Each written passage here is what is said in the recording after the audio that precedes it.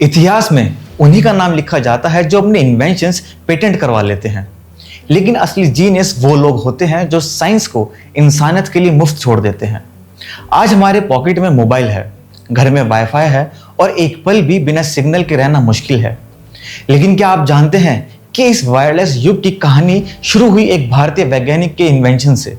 जी हाँ, आज की कहानी है जगदीश चंद्र बोस की, एक ऐसे महान साइंटिस्ट की जिन्होंने अपनी खोज सबके लिए समर्पित कर दी। जगदीश चंद्र बोस का जन्म 1858 में बंगाल में हुआ। उनके पिता राम मोहन बोस एक प्रगतिशील सुधारक थे जिन्होंने निश्चित किया कि जगदीश की शिक्षा सिर्फ इंग्लिश माध्यम तक सीमित ना हो, बल्कि उन्हें भारतीय भाषा और संस्कृति से भी परिचित किया जाए। इसी अपब्रिंगिंग ने उन्हें एक अनोखा नजरिया दिया जिसमें साइंस और नेचर एक साथ नजर आते थे। बचपन से ही जगदीश का पौधों से एक अलग ही रिश्ता था। इसी लगाव ने उन्हें एक दिन दुनिया को हिला देने वाली डिस्कवरी तक पहुंचाया। उन्होंने बनाई एक मशीन, क्रेस्कोग्राफ। ये इंस्ट्रूमेंट इतना सेंसिटिव था कि प्लांट के छोटे छोटे रिएक्शन भी रिकॉर्ड हो जाते थे।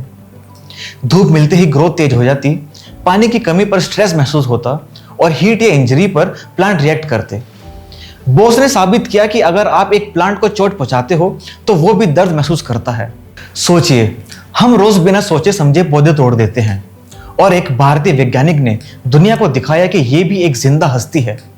लेकिन बॉस यहीं नहीं रुके, उन्होंने एक और कमाल किया, वायरलेस सिग्नल्स का प्रदर्शन। 1895 में कोलकाता में उन्होंने एक डेमो दिया। एक तरफ उनका ट्रांसमीटर था जो हवा में छोटी छोटी मिलीमीटर वेव भेजता था और दूसरी तरफ एक रिसीवर था जो जैसे ही सिग्नल पकड़ता एक बेल बज जाती या गन पाउडर इग्नाइट हो जाता। और सबसे हैरानी वाली बात, ये सिग्नल्स दो मोटे दीवारों के पार से गुजरते हुए भी अपना काम करते थे।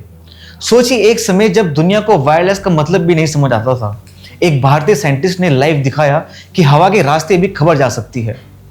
बोस ने सिर्फ आइडिया ही नहीं दिया बल्कि उसके लिए नए नए टूल्स भी बनाए, हॉर्न एंटीना, क्रिस्टल डिटेक्टर और वेव गाइड्स, जो आज की मॉडर्न वायरलेस रिसर्च में बेसिक्स बन गए हैं। आज का रेडियो, वाईफाई और मोबाइल नेटवर्क, इनकी बुनियाद उन्हीं एक्सपेरिमेंट पर टिकती है। पर एक प्रॉब्लम थी, बॉस साइंटिस्ट थे, बिजनेसमैन नहीं। उनका मानना था कि साइंस सबके लिए फ्री होनी चाहिए। इसी वजह से उन्होंने अपने इन्वेंशंस पर पेटेंट नहीं करवाया। इसका रिजल्ट क्या हुआ? जब दुनिया ने वायरलेस कम्युनिकेशन के लिए नोबेल प्राइज दिया तो क्रेडिट मार्कोनी को मिल गया। मार्कोनी नोबेल जीत गए और असली कर्ता धर्ता हिस्ट्री के एक कोने में दबा दिए गए। लेकिन बॉस ने कभी शिकायत नहीं की। उन्होंने कहा था, the true library is in the mind, जहां इल्यूजन के पीछे सच छुपा होता है। ये लाइन दिखाती है कि उनका मकसद कभी फेम या अवार्ड नहीं था, सिर्फ सच को समझाना और दुनिया को दिखाना था। आज जब भी आप वाईफाई से कनेक्ट होते हो, मोबाइल से कॉल करते हो, रेडियो सुनते हो या पौधों के बारे में पढ़ते हो, इन सब के पीछे कहीं ना कहीं एक भारतीय साइंटिस्ट की सोच छुपी है, जगदीश चंद्र बोस की सोच। उन्होंने हमें सिखाया कि साइंस सिर्फ मशीन और टेक्नोलॉजी का नाम नहीं, साइंस एक फिलॉसफी है। नेचर और साइंस एक दूसरे के बिना अधूरे हैं। दुनिया ने मार्कोनी को याद रखा लेकिन असली कर्ता धर्ता को भूल गई।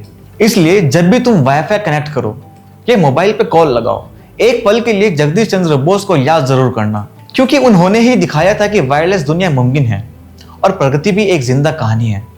अगर आपको ये वीडियो पसंद आया हो तो हमारे चैनल को सब्सक्राइब जरूर करना और कमेंट में जरूर बताना कि अगला अनटोल्ड स्टोरी हम किसके ऊपर बनाएं।